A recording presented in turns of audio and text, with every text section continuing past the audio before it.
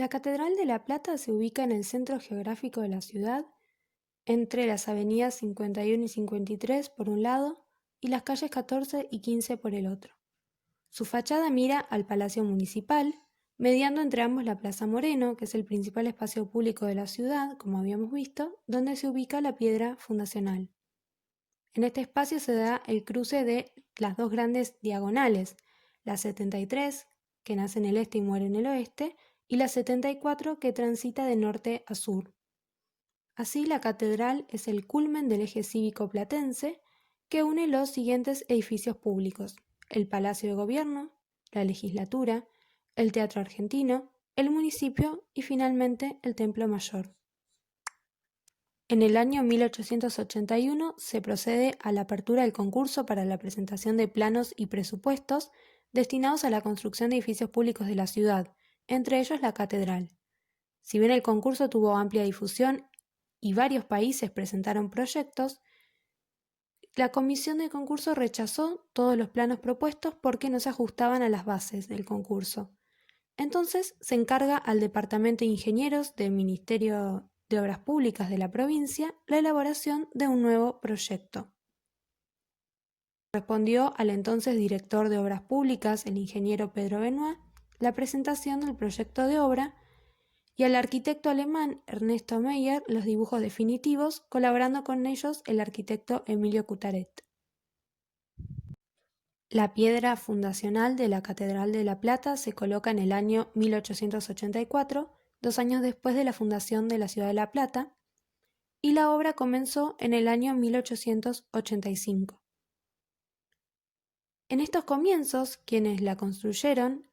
eran todos obreros inmigrantes que llegaban de Italia, Francia, España y Alemania con la misión de levantar una nueva ciudad, la ciudad de La Plata,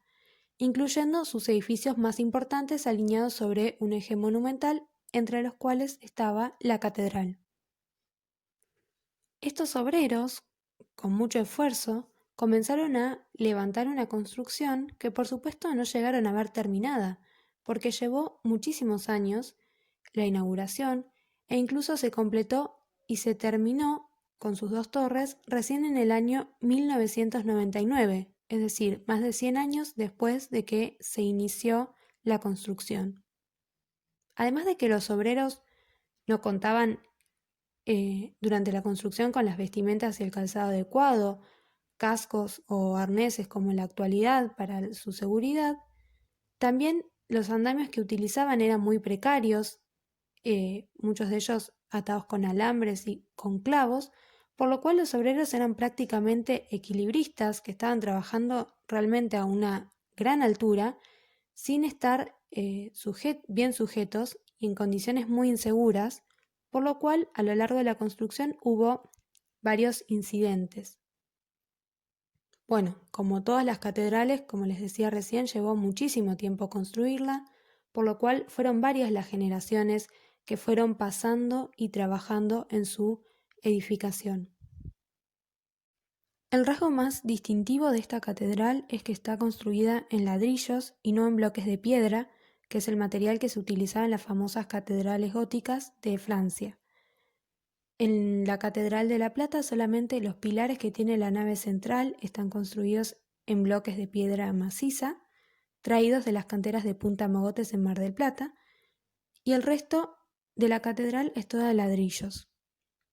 La razón por la que se construyó en ladrillos es solamente por una cuestión de disponibilidad del material. En aquel entonces toda la ciudad se estaba construyendo con ladrillos y había fábricas muy importantes como la fábrica Stibor, por ejemplo, que eran las que proveían de material para la construcción, como les decía, no solamente de la catedral, sino de todos los edificios públicos de la ciudad y también de las primeras casas que se levantaron en esos primeros años. Pero además, algunos sectores de la catedral estaban construidos también combinando los ladrillos con hormigón. Por ejemplo, la losa, lo que es el piso de la catedral, también es una incorporación que se le hace a toda la estructura de ladrillo, porque el hormigón era un material que facilitaba los tiempos de obra y los resultados eran muy buenos. Por eso el piso de la catedral se construyó todo con hormigón y en la estructura conviven los gruesos pilares de ladrillo con pilares de hormigón. El 19 de noviembre de 1932 fue inaugurado el Templo Mayor con una solemne misa en el día del cincuentenario de la ciudad de La Plata. Para esa fecha la catedral permanecía inconclusa porque faltaban terminar las dos torres del frente, colocar los vitrales, pisos, esculturas, ornamentos y que se realizaran las obras en madera que iban al interior del templo. A partir de 1997, el gobierno de la provincia de Buenos Aires encaró la tarea de terminar los aspectos faltantes del edificio, respetando el proyecto original del ingeniero Pedro Benoit con el objetivo de concluir la catedral antes del fin de milenio. El completamiento se realizó entonces entre el año 1997 y el año 1999, momento en el cual la catedral cambió radicalmente su fisonomía porque antes de esto llegaba nada más a los 42 metros de altura y hoy en día, con el completamiento, en el cual se sumaron sus dos torres del frente con sus 112 metros, la catedral es el punto más alto de la ciudad. La restauración y el completamiento de la Catedral de La Plata comprendieron la recuperación de paredes, techos y ventanas, el refuerzo de los cimientos para que pudiera soportar las 2.000 toneladas que se le iban a agregar de material y por último la construcción de las torres del frente. Estas cuentan con un primer tramo de ladrillos que se extiende hasta los 63 metros de altura, un segundo tramo de 20 metros construido en símil piedra de color blanco y el último de 30 metros revestido en cobre. Por último, y tal como lo estableció el proyecto de Benoit, 57 imágenes religiosas construidas en símil piedra están representadas en el frente, cada una de ellas con una altura que oscila entre los 3 y 4 metros. La mayor de todas está dedicada a la Inmaculada Concepción y está emplazada en el frontón principal del templo. Así, el 19 de noviembre de 1999, alrededor de 150.000 personas asistieron, con profunda admiración, a la inauguración de la nueva fachada de la catedral. La planta está conformada por una nave central de mayor altura y dos naves laterales. Ocupa una superficie de 7.000 metros cuadrados y mide 120 metros de largo por 76 metros de ancho, con una capacidad para 7.000 personas.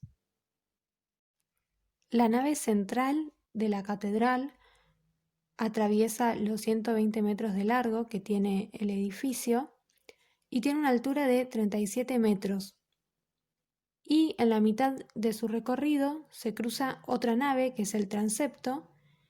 y en la intersección de estas dos naves se puede encontrar el altar. Este altar entonces se encuentra en el corazón de la catedral, en el centro mismo del edificio, y a su vez está coronado en la parte superior por un espacio que es el espacio más importante en el interior de la catedral, que es la linterna o cimborrio, que tiene en todo su perímetro una serie de esculturas de imágenes que son los apóstoles y los evangelistas, que acompañan ese espacio, que también está jerarquizado por una luz que ingresa de color amarillo, porque los vidrios de este sector son de color ámbar. Entonces, enseguida cuando el visitante ingresa en la catedral, naturalmente, ante la magnitud del edificio, levanta la vista y obviamente capta su atención este espacio en el centro mismo de la catedral con esta luz tan particular. La Catedral de La Plata es una catedral neogótica. El gótico es el estilo en que se construyeron las catedrales de Francia en la Edad Media, entre el siglo XI y el siglo XII. Después, pasado el tiempo, en el siglo XIX, hay como un intento de volver al pasado, de volver a construir estas catedrales, pero obviamente con nuevos materiales y nuevas tecnologías. Entonces, en la ciudad de La Plata, particularmente, el ingeniero Pedro Benoit, junto con Dardo Rocha, eligen el gótico para construir la catedral de la ciudad, pero ya no es exactamente una catedral gótica, sino que es un nuevo gótico que tiene algunas similitudes con estas antiguas catedrales, pero que también se toma algunas libertades y tiene algunas diferencias. Por ejemplo, como ya habíamos mencionado, el hecho de que está construida en ladrillo, que los techos no son de madera, sino que son estructuras metálicas, e incluso se pueden encontrar ciertas diferencias en lo que es la simbología. La ornamentación, la decoración exterior de la catedral es muy distintiva, porque se pueden encontrar esculturas, por ejemplo, que remiten a un gaucho, y eso está dado porque cuando se eligieron los temas para la ornamentación de la catedral, la idea no fue copiar otras catedrales, sino darle justamente una impronta basada en el suelo y el lugar donde está emplazada la catedral. Por eso gran parte de la ornamentación de la catedral hace referencia a costumbres, paisajes e incluso animales de estas zonas. Por ejemplo, uno puede encontrar gárgolas que representan un chancho jabalí o un yacaré, y además, en lo que es la ornamentación de las puertas de acceso de la catedral, uno puede encontrar, por ejemplo, el nacimiento de Jesús, pero representado como si hubiera ocurrido acá, muy próximo a la ciudad, en las orillas del Río de la Plata, con los Reyes Magos llegando en bote por el río, por ejemplo. Son ciertas licencias que se tomaron los escultores y diseñadores a la hora de decorar la catedral. Dentro de los vitrales que conforman el perímetro de la catedral, de todos los vitrales que cubren los ventanales, el que más va a destacar por sus dimensiones, ya que está formado por 262 paños de vitral y tiene una superficie de 180 metros cuadrados,